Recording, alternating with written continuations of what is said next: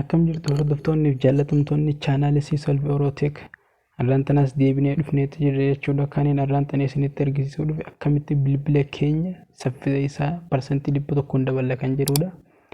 Isa kanas isteeppiin armaan gaditti isinitti hordofu kan hordofuudhaan kan waliin ilaallu ta'a jechuudha. Kan har'a isinitti argisiisuu deemu kun isteeppii 3dha. Isteeppii 3 tokko tokkoon kan isinitti argisiisu ta'a. Amma gara sitti haaseennu gara viidiyoo.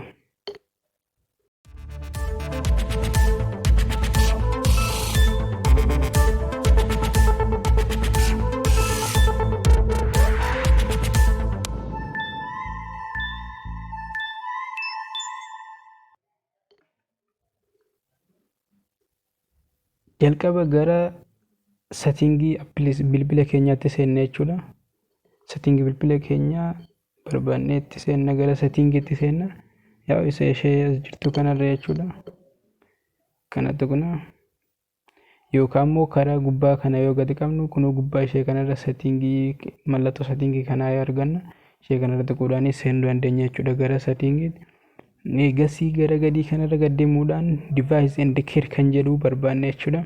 Kunoo akkuma isin argitan ishee iddoo kanatti device and care kan jettu tokko tokko irratti device and care jedhe, bilbila biraa irratti immoo battery and device and care jedha. Amma kan koorratti battery and device and care jedha jechuudha.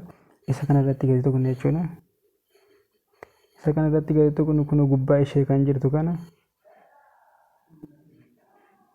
mallattoo sarara sadeen kanarra gadi tuqna jechuudha. Mallattoo tuqaa sadeen kanarra gadi tuqna.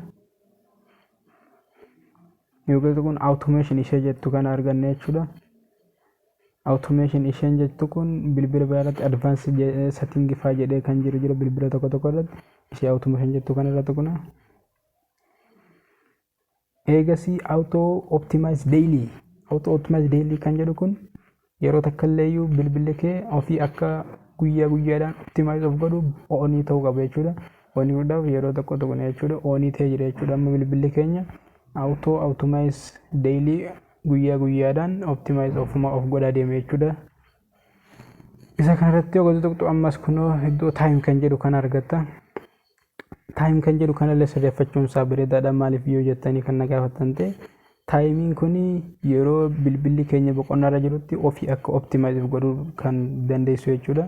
Kan amma taayimii yeroo hirribaa ta'uu danda'a, yeroo boqonnaarra jirtan ta'uu danda'a. Taayimii isinitti tolu mijeeffatanii taayimii sanarratti guutachuu dandeessu jechuudha. Yeroo san bilbilli keessan ofuma optimize godhaa jechuudha. Inni lammadaadhaa immoo kanaan isinitti argisiisuudhaaf dhufe inni settinguma keessatti kan argamu jechuudha. Dhufna setting keessa gara gadii kanan deemna. Gadi deemnee jala kanarratti developer option kan jedhu kan arganna. Bilbila keessan irratti immoo developer optioniin kun kan hin jirre kan yoo ta'e fakkeenyaaf isinitti argisiisu. Kanatti amma developer option kan jedhu hin jiru as jala. About phone kan jedhu kanarratti hin tuqxu. Ergasii software information kan jedhu kanarratti tuqna. Yoo kana build number kan jedhu kanarra yeroo 7 tuqna jechuudha. Yeroo build number kan jedhu kanarra yaa'u patternii isin gaafata. Patternii kanuma isin bilbila keessaniin isa dura bantan jechuudha. Kunoo developer mode has been enabled nuun jedhee jira. Yoo kana amma gara boodatti deebinee ilaallu no developer option kan jedhu kun dhufee jira. Developer option kan jedhu kanarratti gadi tuqna jechuudha. Haa gadi tuqnee jirra. Gara deemnii gara gadii kana gad deemneeti background limit kan jettu barbaanna.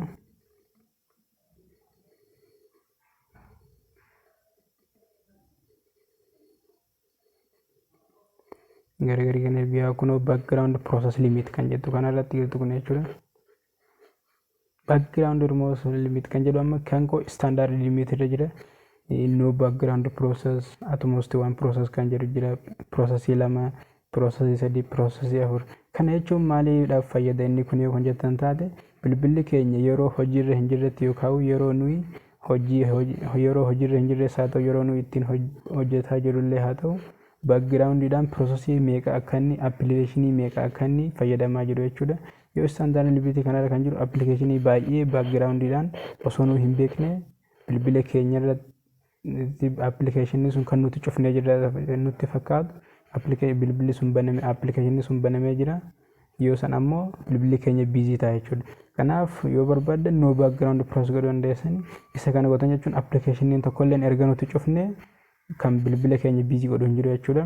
Atmost waan processing ammoo appilikeeshinii tokko qofa akka background fayyadamuu fi akka ofii background fayyadamee run ta'u kan taasisu jechuudha. Appilikeeshinii lama appilikeeshinii sadii amma yoon filadhu appilikeeshinii sadii filachuu danda'a.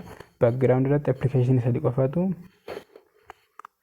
run godha jechuudha. Yeroo kana ani background appilikeeshinii sadan san qofa run godhuu danda'a. Appilikeeshinii biraa hunda hin cufe gara step sadaffaatti haa dabalu.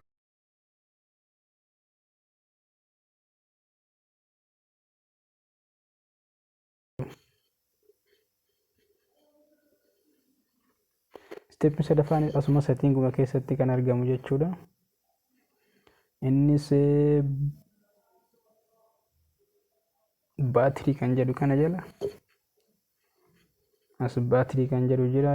Baatirii kan jedhu kana irra tuqna. Ergasii as background usage limit kan jedhu kana irratti tuqna.